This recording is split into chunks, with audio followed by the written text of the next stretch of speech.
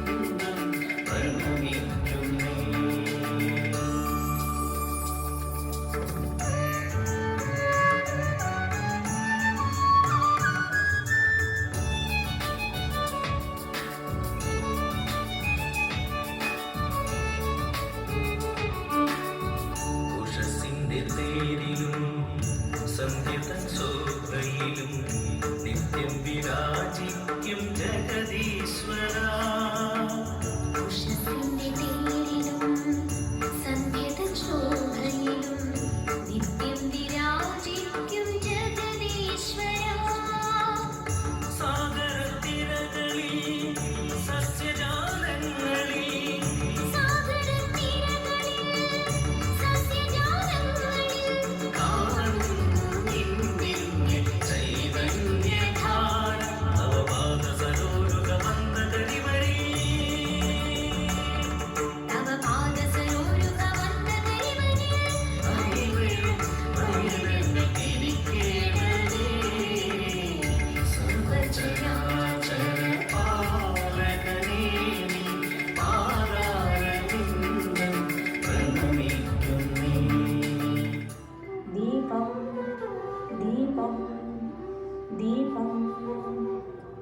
അച്ചുക്കുട്ടനെ ഇതുവരെ കണ്ടില്ലല്ലോ.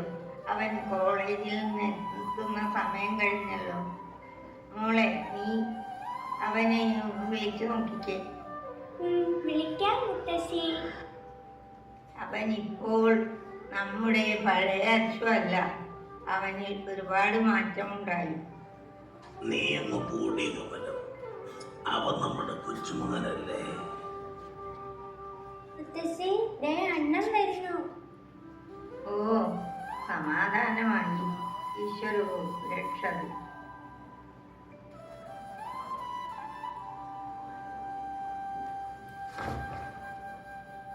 എന്താ ചൂട്ടാ നീ ഇത്ര വൈകിയത്?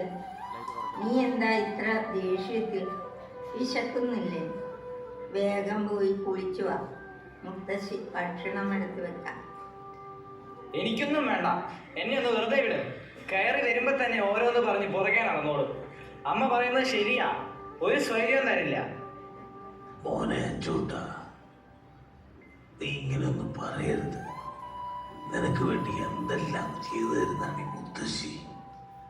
അത് മറന്ന് മോനൊന്നും പറയരുത്.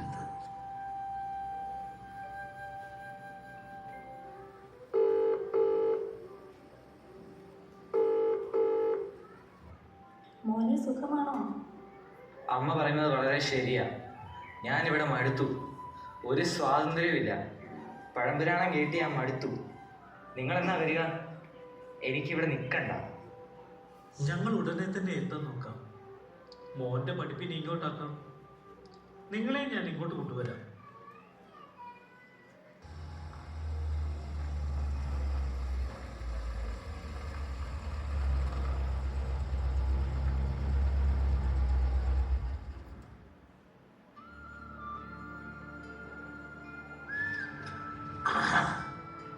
എന്റെ മക്കളിങ്ങ് എത്തിയോ? ഇതെന്നെ ഒരു മുന്നറിയിപ്പില്ലാതെ.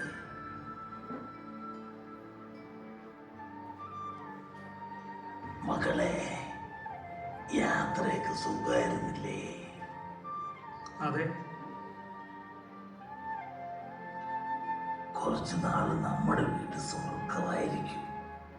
അവര് പോണത് വരെ നമുക്ക് ഇന്നും ഓണമായിരിക്കും. അല്ലേടോ? കൊച്ചു തമ്പ്രാൻ തമ്പ്രാട്ടിയും എത്തിയല്ലോ. എന്നാൽ ഈ മംഗളശ്ശേരി തറവാട്ടിൽ ഉത്സവം തന്നെ അല്ലേ? അതേടാ പോരാ, അതിന് പ്രത്യേകിച്ച് നീ പറയേണ്ട കാര്യമുണ്ടോ? കമലം, അവർക്ക് കുടിക്കാൻ എന്തെങ്കിലും എടുക്ക്. ഞങ്ങൾക്കിപ്പോൾ ഒന്നും വേണ്ട. ഞങ്ങൾ പുറത്തുനിന്ന് കഴിച്ചിട്ടാണ് വന്നത്. ഞങ്ങളൊരു ഷോപ്പിങ്ങിന് പോകുന്നു. മക്കളെ, നിങ്ങൾ വന്ന് കയറിയതല്ലേ ഉള്ളൂ. കുളിച്ച് ഫ്രഷായി വന്ന് ഒരു ഉറക്കം കഴിഞ്ഞാവാം. ഇനി ബാക്കി ചെല്ലേ. പറ്റില്ല. അവർക്ക് എന്തോ ഒരു ദേഷ്യം പോലെയുണ്ട് നമ്മളോട്. ഓ, നിനക്ക് തോന്നുന്നതാവും. അവരൊരുപാട് തിരക്കുള്ളവരല്ലേ. അതിൻ്റെ തമ്പ്ര, ഈ ഓണം വിള തീരെ കുറവാണല്ലോ. ഓ, എന്നും ഒരുപോലെ ആവൂട പോരാ. അവക്കും അല്പറസ്റ്റൊക്കെ വേണ്ടേ?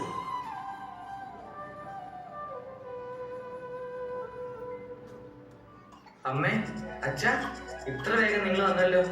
എന്റെ പൊന്നമ്മയല്ലേ, എനിക്ക് സന്തോഷമായി. അമ്മേ, നമ്മളെപ്പോ പോകും? ഞാനെല്ലാം തയ്യാറാക്കി വെക്കട്ടെ. ശരി മോനെ.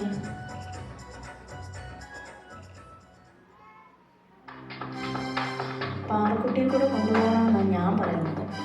അതിപ്പോൾ വേണം. വേണം. നിങ്ങൾ ഇങ്ങനെ പറയുക.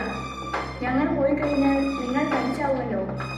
അതുകൊണ്ട് നിങ്ങളെ സുരക്ഷിതമായ 2 സ്ഥലങ്ങളിലേക്ക് മാറ്റാനാണ് ഞങ്ങളുടെ തീരുമാനം. അങ്ങനെ അങ്ങ് പറഞ്ഞാൽ മതിയെന്ന്.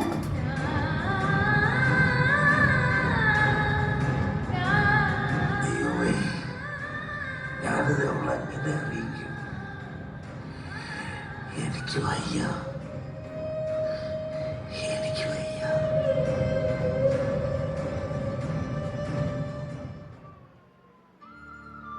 അച്ഛ, അമ്മേ,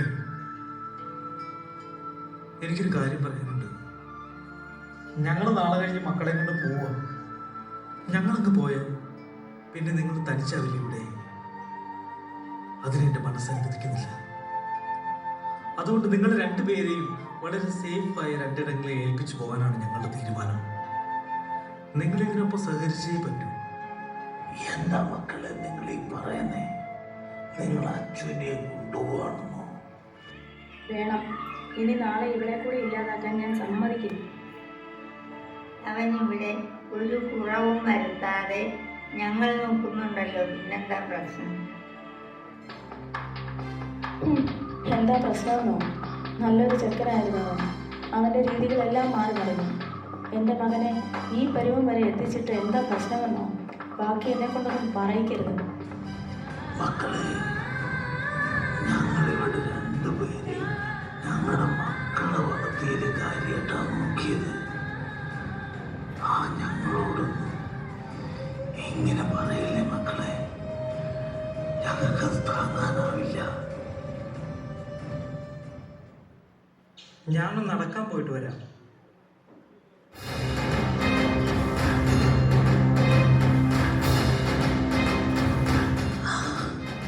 അയ്യോ, എന്നെ ഉപദ്രവിക്കില്ലേ മക്കളെ, എന്നെ ഉപദ്രവിക്കില്ലേ.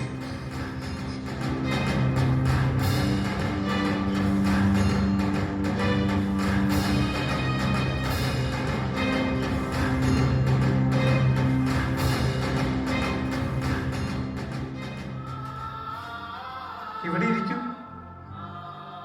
വല്ലതും പറ്റിയോ? എന്റെ മോനെ, ഇതിന് ഭേദം അവന്മാരെന്നെ അടിച്ചു കൊല്ലുന്നതായിരുന്നു. ശോ, അങ്ങനെയൊന്നും പറയല്ലേ. മോനറിയോ, രോഗിയായി എൻ്റെ ഭാര്യയെ ചികിത്സിക്കാതിരുന്നു എൻ്റെ മക്കൾ. എൻ്റെ പ്രാണനായിരുന്നു അവൾ.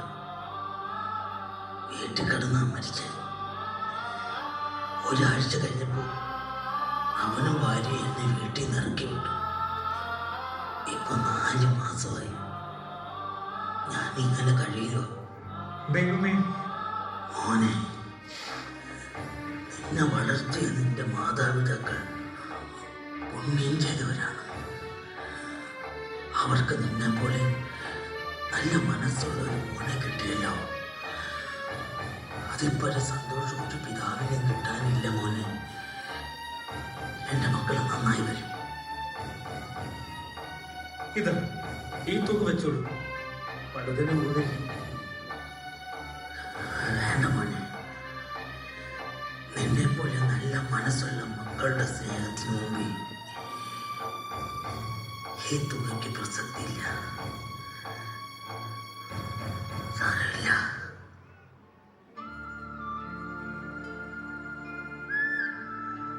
ദൈവമേ, ഞാൻ എന്തൊരു പാപിയാണ്.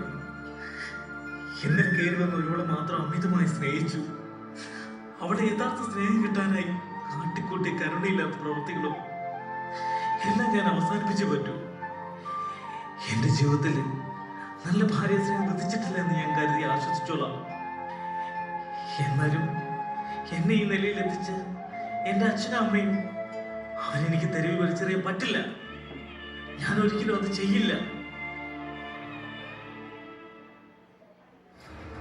ജയേട്ടാ, ഇവർ ഇതുവരെ റെഡിയായിട്ടില്ല. ഉച്ചയ്ക്ക് മുന്നേ എത്താമെന്നാണ് ഞാൻ പറഞ്ഞിരിക്കുന്നത്. എടോ, അവർ ഇത്രയും കൊല്ലം ഒരുമിച്ച് സന്തോഷത്തിലാണ് ജീവിച്ചത്. അവരോട് ഞാനിത് എങ്ങനെ പറയും? നിങ്ങൾ എന്താ മനുഷ്യ ഒന്നും അറിയാത്തതുപോലെ സംസാരിക്കുന്നത്? ഇവരുടെ അപ്പോയിന്റ്മെന്റ് എടുത്തു വെച്ചിരിക്കുവാണല്ലോ. ആരെ? നീ നിന്റെ മോന് പോയി ഇറങ്ങുന്നത്. നാഴിക്ക് 40 വട്ടം അവര് വിഷം കുത്തിവെച്ച് ഈ നിലയിൽ എത്തിച്ചിട്ട് അതെന്റെ അപ്പന്റെ അമ്മയുടെ കുറ്റമാക്കി മാറ്റിയല്ലേ? എന്നാൽ ഇവിടെ നോക്ക്, എന്താ നിങ്ങൾക്ക് കുഴപ്പം? എത്ര നല്ല രീതിയിലാണ് അവൾ വളരുന്നത്.